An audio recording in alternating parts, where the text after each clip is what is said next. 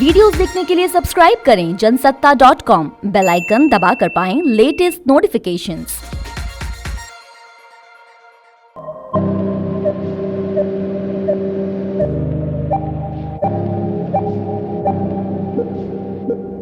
नमस्कार, जनसत्ता में आपका स्वागत है।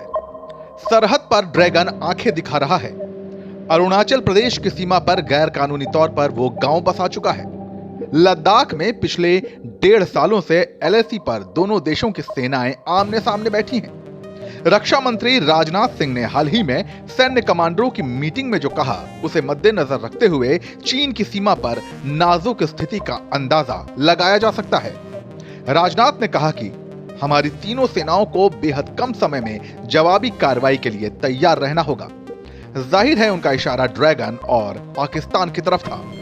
कूटनीतिक मोर्चों पर तो भारत लगातार चीन को जवाब दे रहा है और साफ कह चुका है कि चीन की कोई भी गलत हरकत बर्दाश्त नहीं की जाएगी।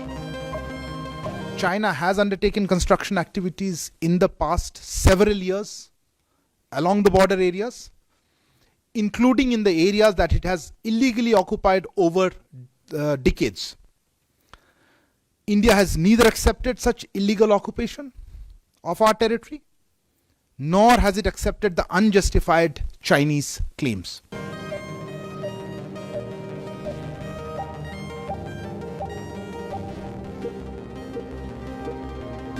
मगर चीन को सिर्फ कूटनीतिक मोर्चों पर जवाब देना ही काफी नहीं होगा।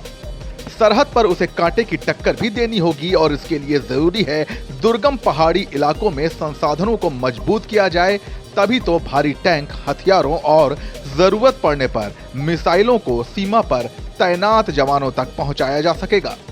यही वजह है कि बॉर्डर रोड ऑर्गेनाइजेशन चीन की सीमा से लगे रास्तों को चौड़ा करने के काम में जुटा है। इसमें 4 धाम मार्ग भी शामिल है।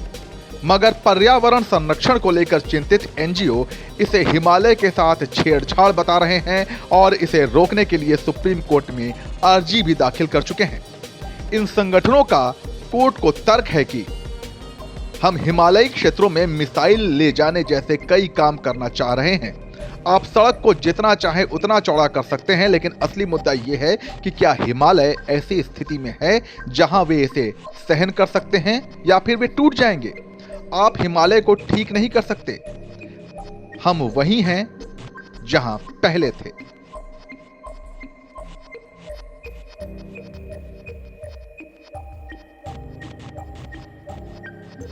एनजीओ के तर्क के जवाब में भारत सरकार की तरफ से अटॉर्नी जनरल के वेणुगोपाल ने सुप्रीम कोर्ट में जो कुछ भी कहा, उससे सरहद पर हालात की गंभीरता का अंदाजा लगाया जा सकता है। अटॉर्नी जनरल ने देश की सर्वोच्च अदालत को बताया कि सेना को ब्रह्मोस ले जाना है और इसके लिए एक बड़े क्षेत्र की आवश्यकता होगी। यदि इसके परिणाम स्वरूप भूस्खलन होता है तो सेना इससे निपटेगी। अगर सड़कें पर्याप्त चौड़ी नहीं हैं तो हम वहां कैसे जाएंगे?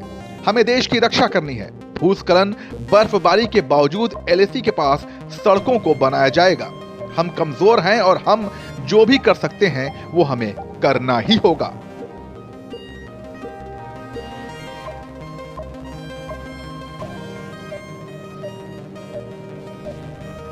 हाल ही में सीडीएस जनरल विपिन चंद्र रावत भी कह चुके हैं कि भारत का दुश्मन नंबर 1 पाकिस्तान नहीं बल्कि चीन है। ऐसे में चीन से अगर दो हाथ करने की नौबत आती है तो उसके लिए लॉजिस्टिकल मोर्चे पर कोई भी ढील नहीं छोड़नी होगी। सरहद तक सड़क निर्माण, सड़कों को चौड़ा करने और सीमावर्ती क्षेत्रों के पास हवाई अड्डों को दुरुस्त करना ही होगा। जरूरत पड़ने पर प्लान बी भी तैयार रखना होगा। इसी प्लान बी के तहत केंद्र और यूपी की सरकारें पूर्वांचल एक्सप्रेसवे पर मिग, सुखोई और हरक्यूलिस जैसे युद्धक विमान उतारकर ये संकेत देना चाह रही हैं कि भारत पर बुरी नजर डालने का अंजाम बेहद खतरनाक होगा।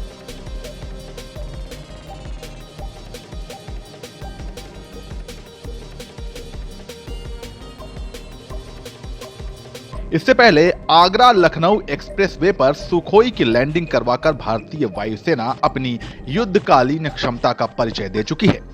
मगर चीन सीमा पर लगातार नाजुक बने हालात के मद्देनजर इन कोशिशों में लगातार तेजी जारी रखने की जरूरत से इनकार नहीं किया जा सकता। कम से कम सुप्रीम कोर्ट में केंद्र सरकार के बयान से तो ऐसे ही संकेत मिल रहे हैं। आप इस बारे में क्या सोचते हैं, हमें कमेंट सेक्शन में बताइए और देश और दुनिया की तमाम खबरों के लिए बने रहिए जनसत्ता के साथ।